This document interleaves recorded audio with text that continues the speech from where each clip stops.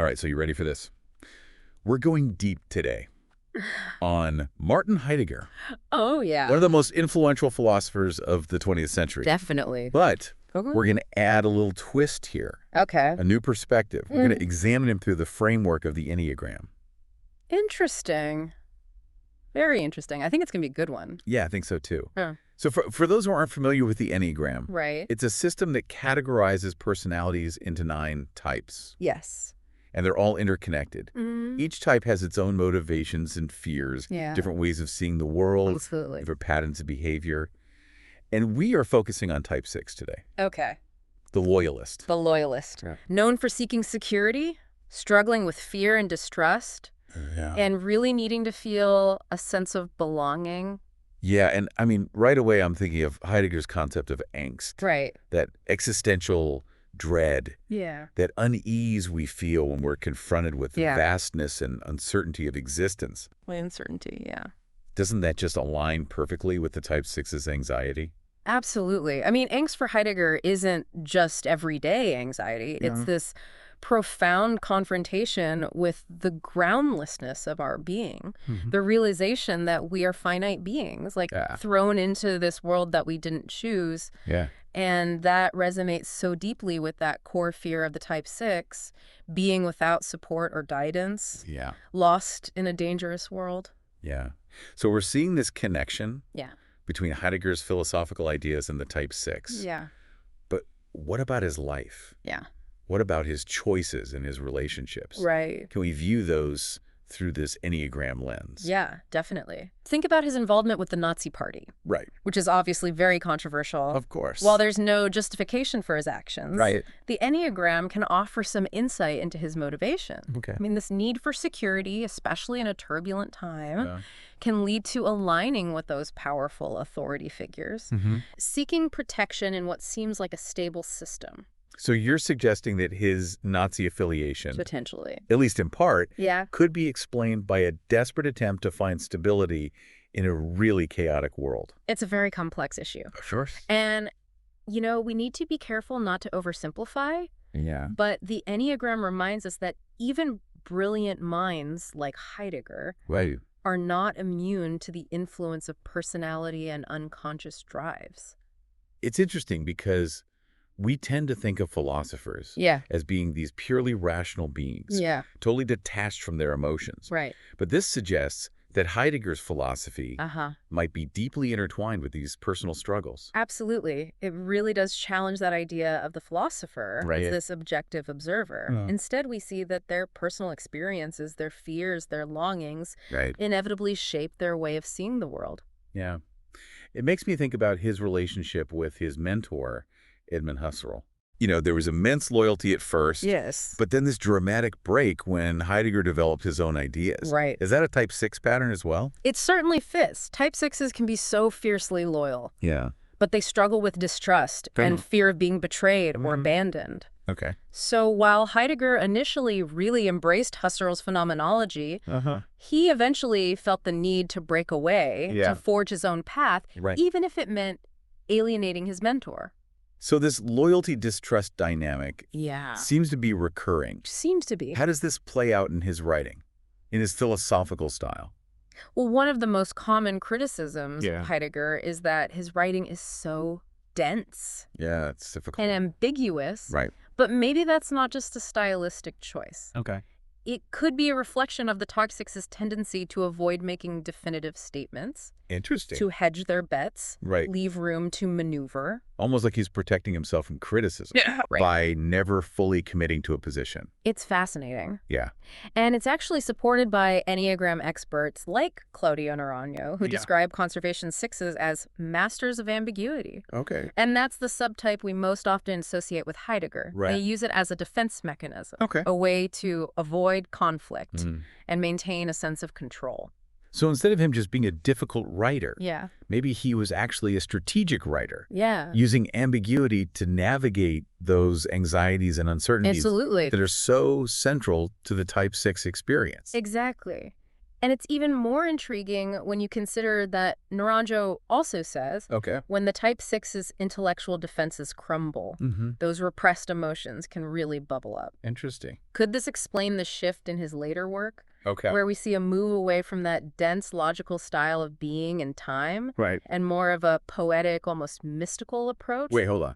Before we get into that, can we just give a real quick rundown on being and time? Oh, yeah. For anyone who hasn't wrestled with it yet. Yes. Being and time. It's Heidegger's magnum opus. Right. And this is where he really lays out his ideas about the nature of being, Yeah. the meaning of existence, Right. the importance of confronting our own finitude. Right. It's definitely a challenging read, It is. but it's rewarding. Yeah. And it's unfinished, right? It is. He was going to do a second part, but never. Never completed it. Could that be connected with his personality type? It's possible. Conservation sixes are known for getting stuck Okay. in this loop of analysis. They're constantly researching and planning, but they're hesitant to commit to conclusions. Yeah. Maybe the sheer scope and the ambition of being and time, combined with his anxieties, made it impossible to ever feel like he'd truly finished it. This is so interesting. So we've got his fear driving his philosophy. Yeah. Loyalty struggles shaping his relationships. A need for control influencing his writing style. Yes. Starting to see a pattern. Absolutely. And we're just getting started. There's so much more to explore here. Let's dive deeper then. Hold on. What else can this Enneagram lens reveal? Let's see. So we said Heidegger was likely a conservation six. Right. What's fascinating about this subtype is they focus on practical security, preparedness. They're not just afraid of like abstract threats. Right. They want to anticipate and mitigate real world dangers. I see where you're going with this. Okay. Heidegger's concept of Seinsamtode being towards death. Yes. That's not just a morbid fascination with death. Well, yeah. It's acknowledging our mortality Exactly. as this fundamental aspect of existence. It is. And for Heidegger, Yeah. accepting our finitude, Oh. it's not about despair. Right. It's the key to really authentic living. Okay. We can't truly embrace life if we're denying or running from the reality of death. This reminds me of his love of nature. Yes. And his retreats to his cabin in the Black Forest. Right. It wasn't just this romantic escape. No. He was trying to connect with something bigger than himself. Right. To ground himself in the physical world. Exactly. For a conservation six, Yeah. nature can be such a profound source of security. Okay. It represents like a timeless order, this rhythm of life and death. Okay. That's so comforting when you have existential anxieties. So his philosophy isn't just about these abstract ideas. No, it's not. It's really rooted in a real and embodied experience. Yeah. And this goes back to his writing style. Yes. Talked about the density, ambiguity. Right. There's another layer here. What's that? The evolution of his thought. Okay.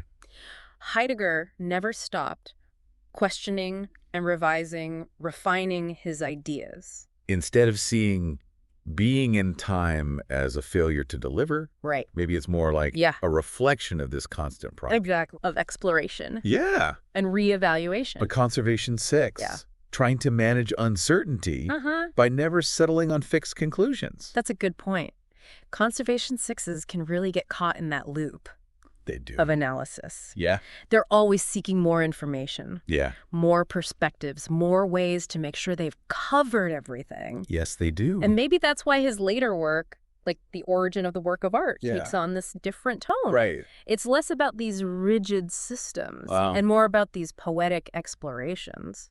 It's like we're seeing those repressed emotions that Naranjo was talking about starting to come out. Okay. The defenses are less rigid and this new way of experiencing, expressing the world. So this Enneagram lens really adds a whole new dimension to our understanding of his work. Absolutely. But we haven't yet addressed the most controversial part of his life, his Nazi affiliation.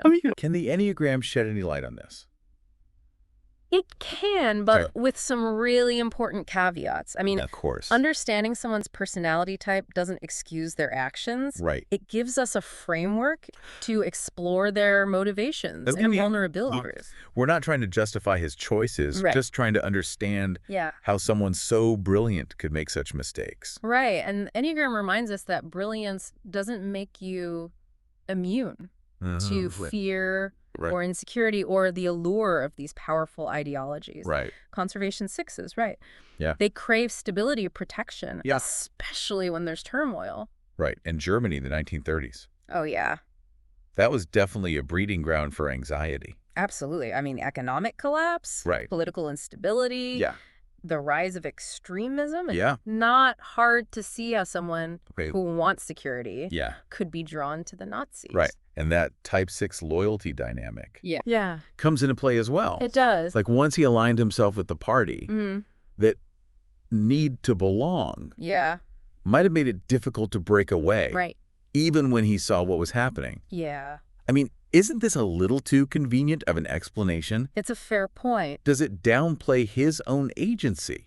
Right. His responsibility for his choices? That's a huge question. It is. And one that continues to be debated. Yeah.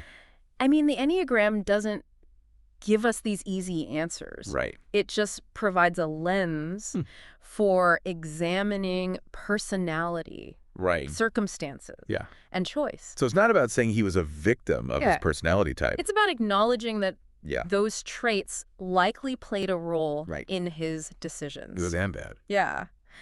We're all complex beings, We are. capable of both great insight Yeah. and terrible mistakes. That's true. The Enneagram invites us Yeah. to look at these complexities with compassion and curiosity and commitment to a nuanced understanding. This has been a really illuminating conversation. It has. I feel like I'm seeing Heidegger in a new light. That's good. But how does this apply to our listeners? Right. What can they take away from all of this? That's a great question. And I think the biggest takeaway is the power of self-awareness.